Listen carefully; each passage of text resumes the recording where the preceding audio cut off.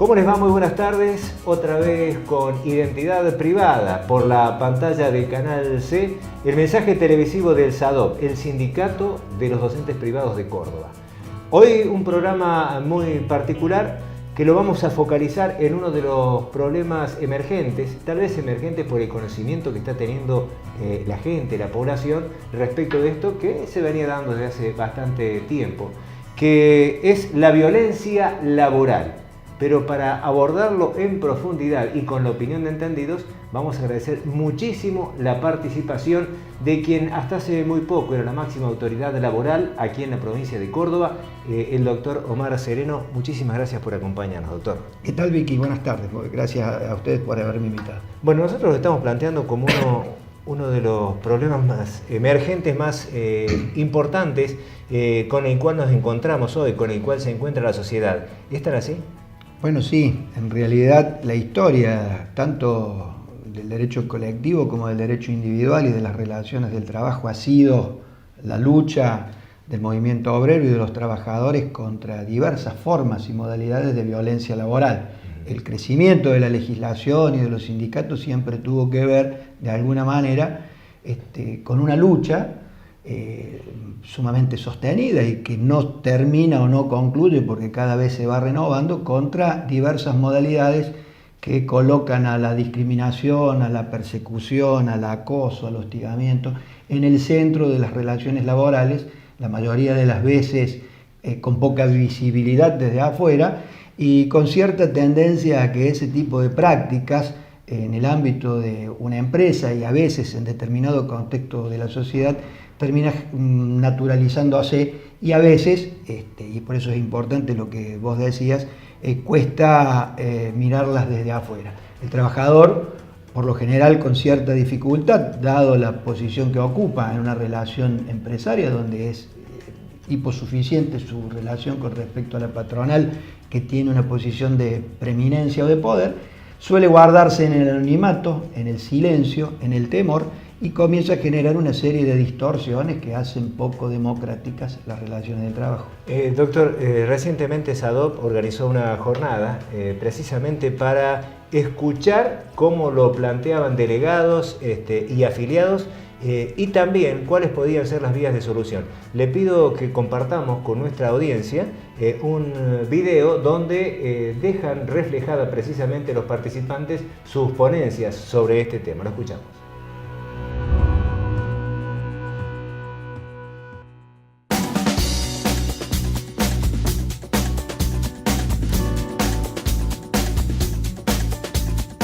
Las palabras claves son violencia laboral, es una situación de abuso de poder que tiene por finalidad excluir o someter al trabajador o trabajadora.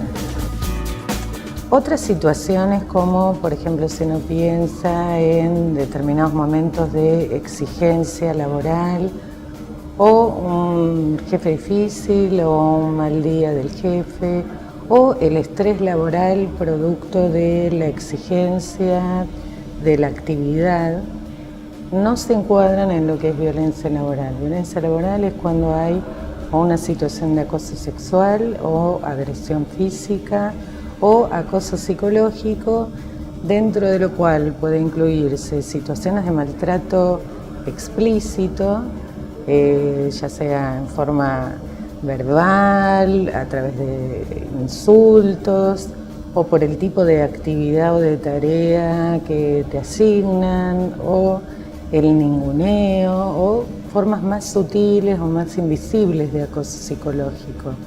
Pero lo que es útil, retomo lo que decía al principio, el poder identificar cómo en el transcurso del tiempo esas situaciones, esas conductas o esos dichos apuntan a que el trabajador se desgaste y termine decidiendo irse del trabajo, o si se queda sometido. Lo que notábamos es que había un abuso de poder en esa relación de trabajo y que ese abuso de poder le producía al trabajador o a la trabajadora graves consecuencias en la salud psicofísica. ¿Quién puede realizar la situación de violencia laboral, que puede producirle a otro una situación de violencia laboral. En un 89% de los casos hay niveles superiores de acoso, es decir, los mandos superiores. Pero también los propios compañeros, no me acerco más a mi jefe o al quien tenga poder, entonces me corro y termino lastimando. Hay otros que empiezan a saber y empiezan a ver a su compañero o compañera deteriorándose y se pliegan a esto y se hacen cómplices. ¿Qué los mueve? Deseo de permanecer donde están, ansias de progreso, vaya a saber qué, miedo. El miedo es imperante. Entonces, si yo me acerco a vos que estás sufriendo violencia laboral y sos el que estás viendo, no estás siendo visto bien por tu jefe, seguramente si me ves cerca tuyo a mí también me va a pasar. Y lo primero y grave que le pasa a la persona es el aislamiento. Por eso nosotros como Oficina de Violencia Laboral creemos fundamental esto, porque creemos que en cuanto a los sindicatos, los delegados, los compañeros trabajadores, sin títulos ni rótulos, que esté frente a otro que está padeciendo, es fundamental el acercamiento. Muy bien, está planteado entonces, doctor Sereno, el tema, después de esta jornada que organizó el SADOP. ¿Por qué hoy sale a la luz esta cuestión de la violencia laboral? Bueno, creo que comienza a generarse un punto de inflexión a partir de cierta tendencia de parte de los trabajadores por un lado, de los sindicatos por el otro, que en esto tienen un rol sumamente importante, de comenzar a denunciar este tipo de prácticas, este tipo de conductas que sin lugar a dudas son absolutamente ilícitas e ilegales. Cualquier forma de violencia laboral es esencialmente una forma de discriminación. Creo que hoy la sociedad comienza a sentir a flor de piel la necesidad de combatir cualquier forma discriminatoria, ya sea desde el punto de vista social, individual, por cualquier razón de las que nosotros podemos entender propias del acto discriminatorio, razones sexuales, razones de salud, ideológicas, sindicales. Creo también que hay un elemento importante y es que la gente comienza a adquirir mayor información sobre el tema y alguna suerte de judicialización que empieza a generarse a partir de algunos fallos tanto de los tribunales del trabajo como de la Corte Suprema de Justicia, que de alguna forma nos van marcando pautas dentro del marco normativo que hoy regula las relaciones del trabajo, no solo el nacional, las leyes que nosotros habitualmente conocemos y manejamos, sino también todo el plexo de normativa internacional, que son los convenios internacionales que han sido incorporados por la última reforma constitucional a nuestro ordenamiento patrio nacional, y también normas de la OIT.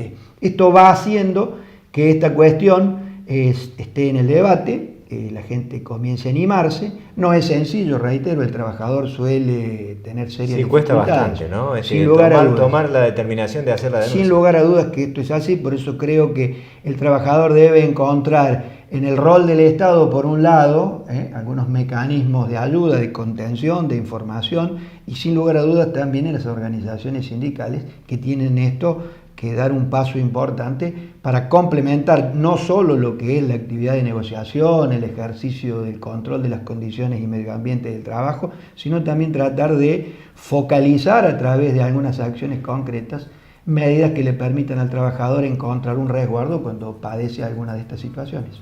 Usted hizo mención a la presencia del Estado en esta problemática. ¿Hay dependencias, hay interés en el Estado en prestarle atención a esto?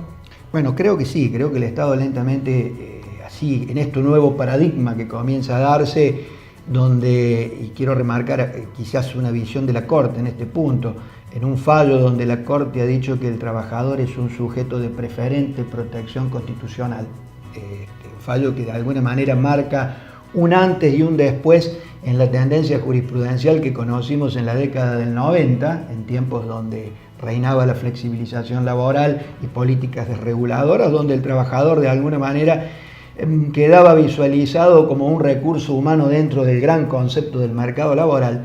En este nuevo paradigma, el Estado comienza a dar algunas respuestas.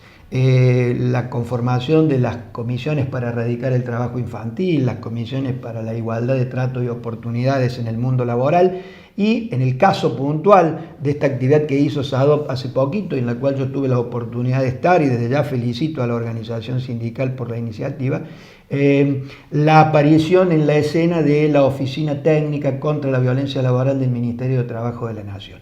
Sin duda que falta mucho, falta que se sumen las provincias, falta que haya tal vez una legislación específica sobre violencia laboral. Hay algunos proyectos en el Congreso, no obstante es bastante rica la legislación que hay en la materia, por eso quiero de alguna manera darle la tranquilidad a la gente que no hay desprotección en esto, desde la Constitución hasta los convenios internacionales, los convenios de la OIT, la ley de contratos de trabajo en innumerables artículos, el Código Penal que castiga sin lugar a duda el trato discriminatorio, y los mecanismos reparatorios del Código Civil comienzan de alguna manera a estructurarse, a vertebrarse para darle un paraguas protector desde el punto de vista normativo al trabajador.